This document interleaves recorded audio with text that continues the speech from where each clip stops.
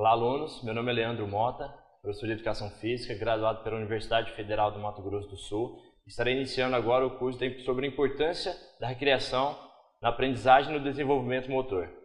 Bem, na aula 1, vamos tratar sobre conceitos. Vamos falar sobre os conceitos de educação, conceitos de educação física, os objetivos da educação física, qual que é a importância da educação física no desenvolvimento da criança e sobre o papel do professor nesse processo. Bem, então vamos começar conceituando sobre a educação. Educação é uma palavra muito ampla, que envolve vários valores e pode ser definido de várias formas. O termo educação é uma palavra muito ampla, então a gente pode definir um processo através do qual o indivíduo se desenvolve dentro da sociedade. Então todos os valores a qual essa sociedade em que ele está inserido, ele vai acabar absorvendo para ele. Então esse é o processo de educação dessa criança, que vai envolver valores éticos, valores sociais, tá? A integração dessa criança dentro da sociedade enquanto ser humano capaz de modificar essa sociedade em qual ele está, modificar a realidade em que ele vive. Então o processo de educação envolve tudo isso, desde o nascimento até a morte. Então todo o processo que ele passar durante esse estágio de vida dele é considerado como educação. Então é um desenvolvimento muito integral e extenso, que às vezes um conceito simples só e puramente por definição não vai conseguir definir a grandeza de que tem essa palavra educação. O conceito de educação física ele está muito ligado à educação. Então tem os mesmos fins da educação, porém através do movimento. Então é através do movimento que a gente vai trabalhar todos esses valores da educação que já foram citados antes, valores éticos, valores sociais. Então é através da educação física que a criança vai conseguir se situar no mundo em que ela vive. Então ela vai aprender a interagir com outras crianças, vai aprender a respeitar a vez do outro, vai aprender a respeitar as diferenças e tudo isso através do movimento. Os objetivos da educação física são os mais variados possíveis.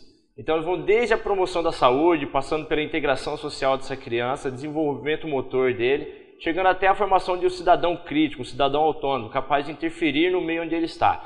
Então, os objetivos da educação física estão estritamente ligados a toda a produção cultural do movimento do ser humano.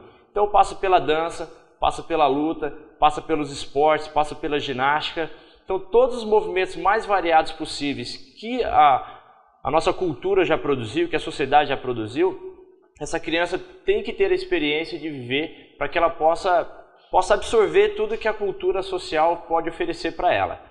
Então, durante o curso de graduação, a gente tem várias disciplinas que nos auxiliam nessa prática após a graduação. Então, a gente tem disciplinas como recreação e jogos, tem disciplinas como psicomotricidade, temos as ginásticas, temos natação, temos lutas. Então, a graduação dá todo esse embasamento para que a gente possa trabalhar com a criança da maneira mais objetiva possível, podendo levar a ela toda a cultura social do movimento que o esporte pode nos oferecer. Bem, falando sobre o desenvolvimento motor, a gente vai falar agora sobre a importância da educação física nesse desenvolvimento motor. Então, a educação motor é o primeiro passo da criança para se atingir a autonomia, seja psicológica ou seja motora.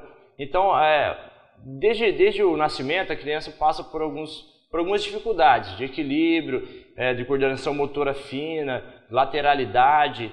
Então tudo isso é trabalhado dentro da educação física. Então a educação física vai proporcionar à criança subsídios para que ela possa desenvolver essas habilidades, que são básicas para o desenvolvimento do ser humano.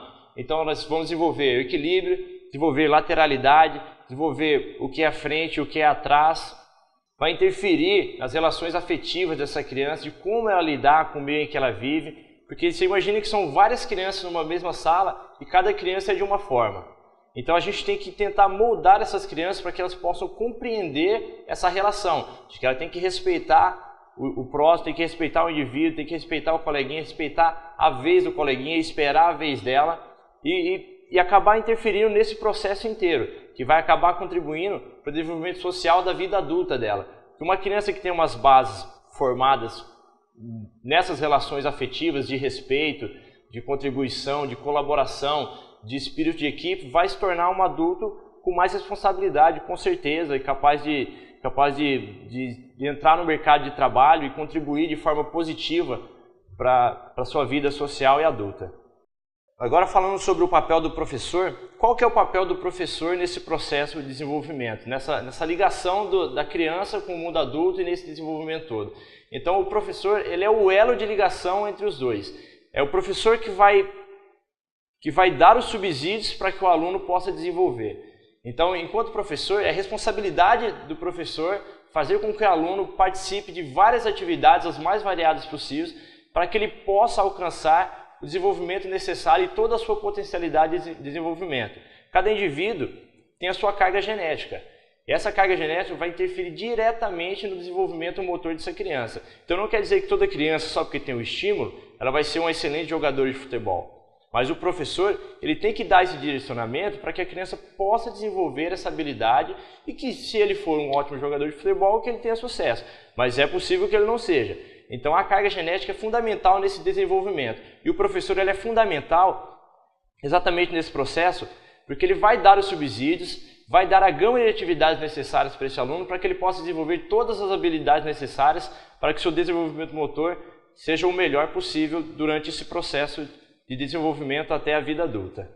E toda vez que a gente pensa no professor, a gente pensa em escola, né?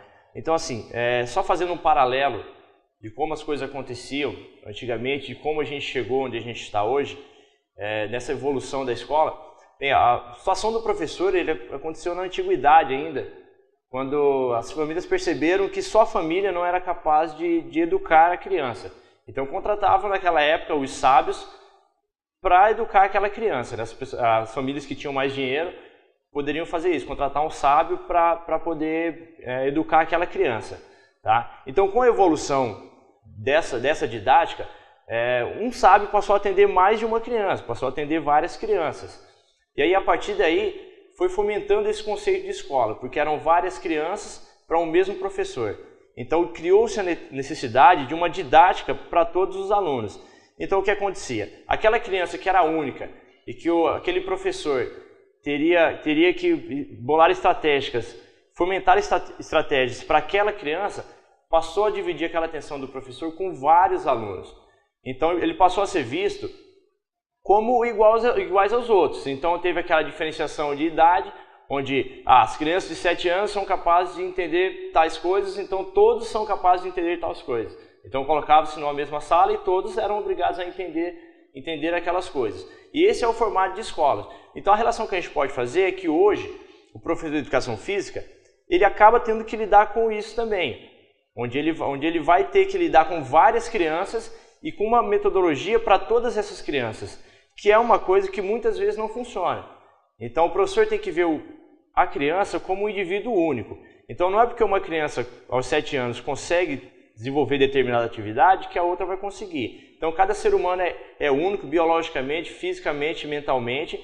Então ele não vai conseguir desenvolver todas as habilidades de uma criança de 7 anos, por exemplo, só porque ela tem 7 anos. Isso porque o pico de maturação de cada criança é diferente uma da outra. As crianças não vão se desenvolver de forma igual e ao mesmo tempo.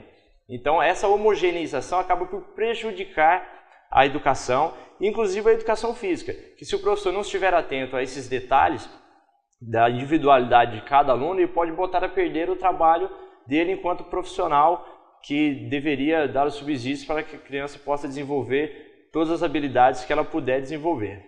Então, dentro desse paralelo de várias crianças numa mesma sala e ao mesmo tempo essa individualidade, eu espero que vocês, alunos, tenham compreendido a relação do professor com esse aluno, que ele tem que tratar o aluno com essa individualidade necessária para que o aluno possa compreender e desenvolver as habilidades que ele precisa desenvolver. Obrigado a todos e até a próxima aula.